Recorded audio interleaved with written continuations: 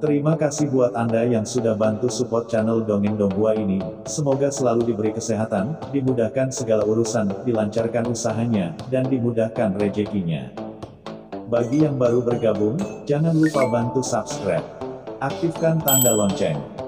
Klik like, komen, dan share channel Mimin ke penjuru alam semesta. Oke, silahkan pasang headset dan siapin secangkir kopi. Mari kita kancutin ceritanya. Martial Master, Dongeng Donghua. Bab 5536.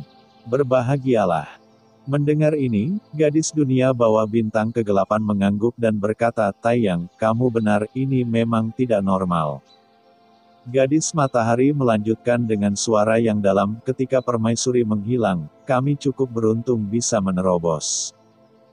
Kemudian, dengan bantuan 4 kaisar agung lainnya, kami membentuk formasi undet di Laut Kesengsaraan Abadi, agar kekuatan Sea of Eternal Calamity tidak bisa bocor. Sehingga kita bisa menunggu kembalinya permaisuri. Pada akhirnya, dia tidak akan menderita kerugian apapun di Sea of Eternal Calamity, jadi selesailah selama bertahun-tahun, tidak pernah ada masalah dengan formasi orang mati, tapi barusan." Ada ekspresi kebingungan di wajah gadis matahari dan Pluto, dia mengangkat tangannya dan dengan keras, kekuatan tak terlihat menyebar dan bersentuhan dengan formasi undet di depannya. Berdengung.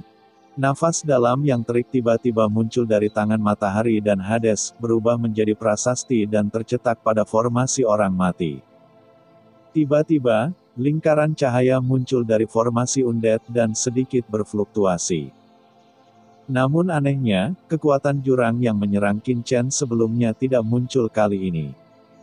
Permukaan danau setenang ombak biru yang diacak oleh angin sepoi-sepoi. Tidak ada angin atau ombak.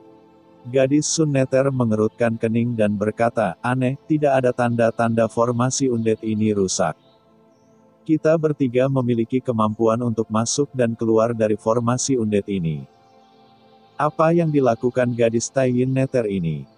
Gadis dunia bawah bintang kegelapan mengangguk, "Kamu benar, ini memang aneh." Gadis matahari dan Pluto. "Bintang gelap, selain sejalan denganku, bisakah kamu mengatakan sesuatu yang berguna?" Gadis Sun Pluto terdiam. "Tapi kamu memang benar." Gadis dunia bawah bintang kegelapan mengedipkan matanya. Wajah gadis Sun Pluto jelek, dia menarik napas dalam-dalam dan menoleh untuk melihat air dan kehampaan di sekitarnya.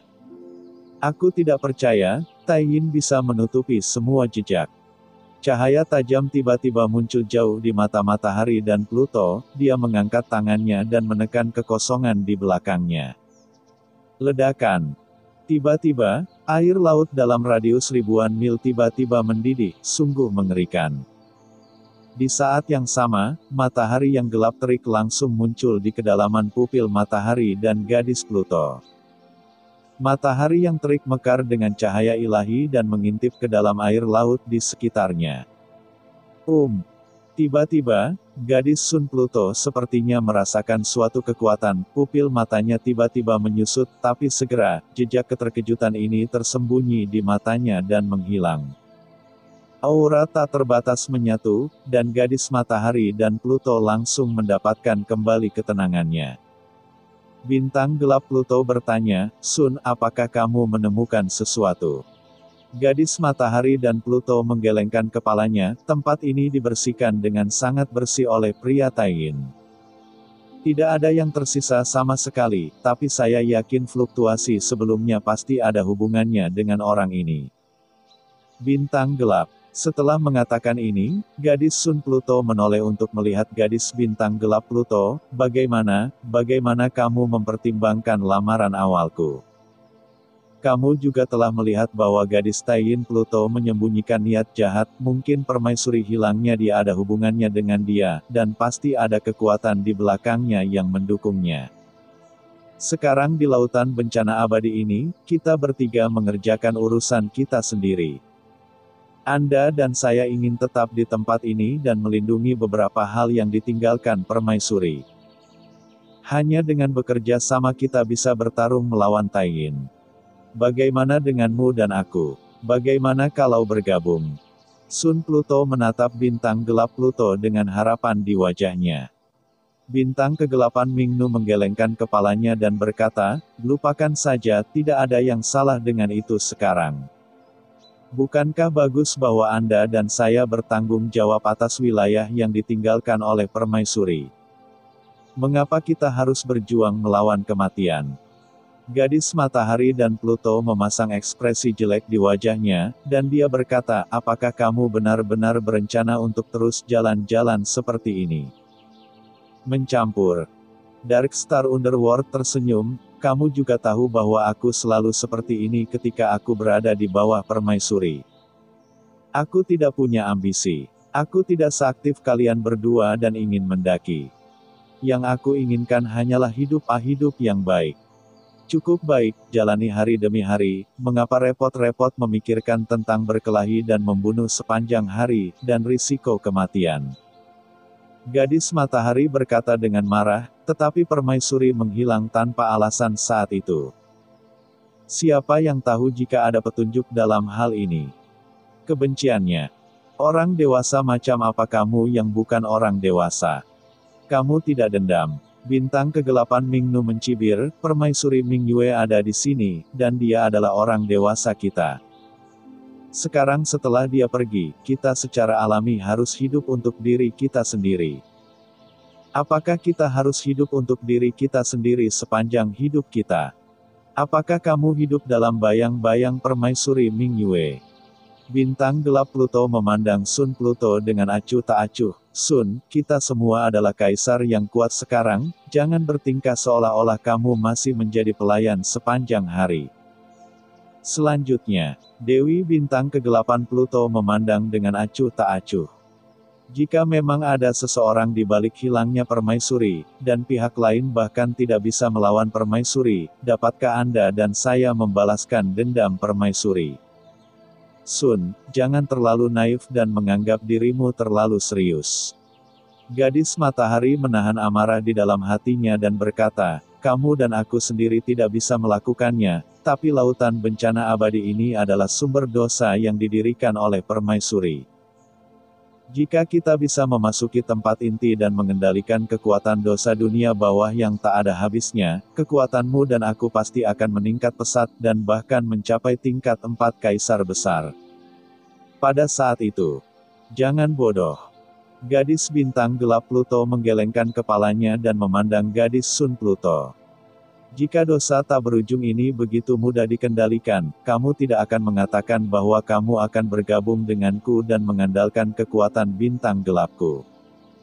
Dan lautan ini bencana abadi tidak akan terjadi di tangan permaisuri Pluto.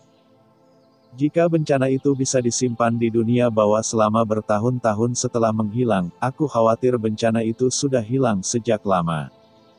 Tetapi jika kamu dan aku tidak mencobanya, bagaimana kita tahu bahwa itu tidak mungkin?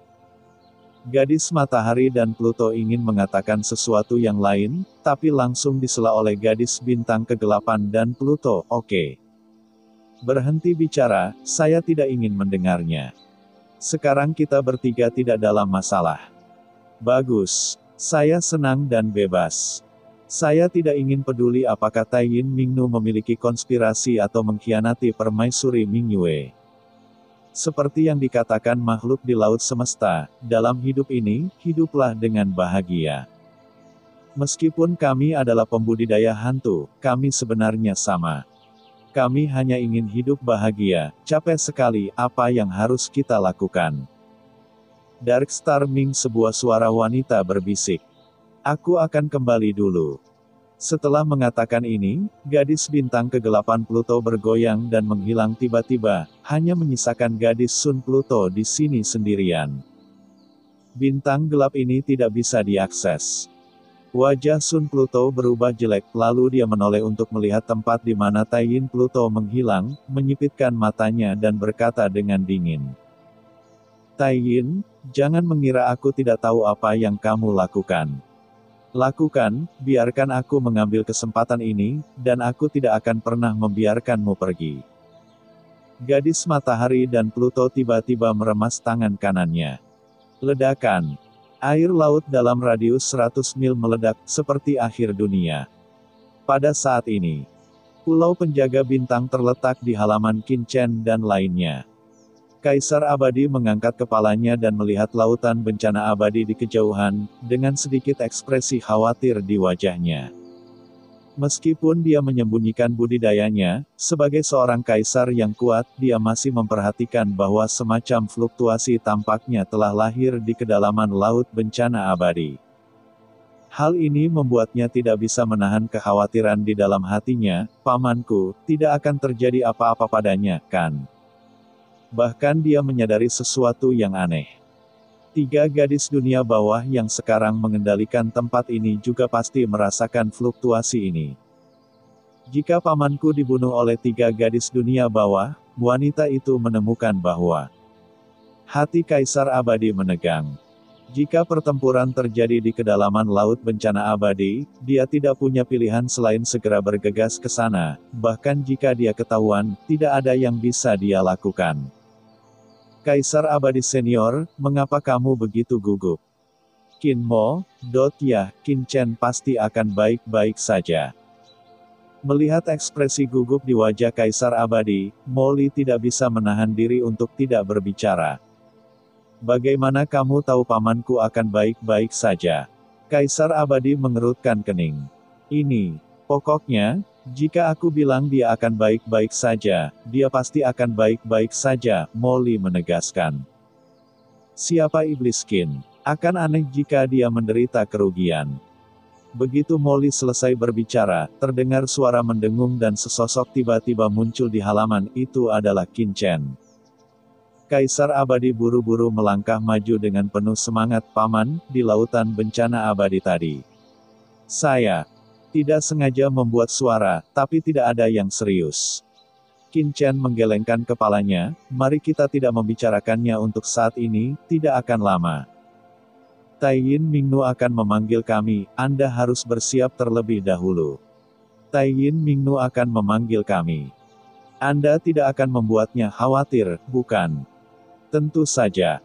Qinchen menyipitkan mata-matanya dan melihat ke kedalaman tempat ini, ada sedikit rasa dingin di matanya. Meskipun dia tidak melihat yang mana dari 3 gadis dunia bawah yang datang lebih dulu sebelum pergi. Samar-samar dia bisa merasakan aura yang datang lebih dulu datang dari kedalaman Pulau Penjaga Bintang. Disitulah Taiyin Mingnu berada. Mungkinkah Taiyin Mingnu bekerja sama dengan klan Abais dan mengkhianati permaisuri Mingyue? Pikir Qinchen dalam benaknya. Jika memang demikian, maka Taiyin Mingnu ini benar-benar penuh kebencian. Kalian berdua ikut denganku. Kemudian, Qinchen memanggil Molly dan Kaisar Abadi ke dalam ruangan. Masuki dunia kekacauan. Qinchen mengangkat tangannya, dan berdengung. Mereka bertiga memasuki dunia kekacauan pada saat bersamaan. Paman, apa yang kamu, kata Kaisar Abadi dengan kaget. Bukankah kamu bertanya padaku sebelumnya apa yang terjadi di kedalaman laut kesengsaraan abadi? Aku akan memberitahumu apa yang terjadi sekarang. Pada titik ini, Qinchen langsung mengaktifkan Istana 10 Kesengsaraan, dan berdengung. Nafas yang membuat jantung berdebar-debar datang dari mereka langsung berpencar dari Istana 10 Kesengsaraan. Murid Kaisar Abadi menyusut nafas ini. Qinchen mengangkat tangannya, dan kekuatan hitam tak terlihat perlahan-lahan diekstraksi dari Istana 10 Kesengsaraan dan langsung jatuh ke tangannya. Kekuatan ini tidak kuat, namun nafas yang keluar sangatlah dingin, seperti ular berbisa yang membeku, jelas ditekan oleh kekuatan di dunia yang kacau. Namun tetap membuat orang merasa menyeramkan dan bergidik. Abais, ini adalah kekuatan jurang maut. Kaisar Abadi mengubah warnanya. Paman, dari mana kamu mendapatkan kekuatan ini? Qinchen menyipitkan matanya dan berkata, di kedalaman lautan bencana abadi ini, sekarang ada kematian. Penghalang sungai panjang kematian menutupi area inti laut bencana abadi. Dan kekuatan jurang inilah yang saya bawa kembali dari penghalang sungai panjang kematian. Tentu saja. Kaisar Abadi menarik napas dalam-dalam dan berkata dengan suara dingin, hilangnya Tuan saat itu terkait dengan jurang maut. Bas. Pada saat ini, Molly di samping gemetar tanpa sadar setelah melihat kekuatan jurang maut. Ya, cerita pun bersambung. Nantikan episode Martial Master selanjutnya tetap di channel Dongeng Donghua ini. Terima kasih buat Anda yang sudah mengikuti alur dari channel Dongeng Donghua, dan yang sudah bantu subscribe. Semoga selalu diberi kesehatan, dilancarkan usahanya, dan dimurahkan rezekinya. Bagi yang suka dengan alur cerita Donghua yang lainnya, silahkan cek di playlist, yang tentunya pasti tidak akan kalah seru ceritanya. Dan semuanya sudah Mimin rangkum di sana. Semoga bisa terhibur dan terima kasih.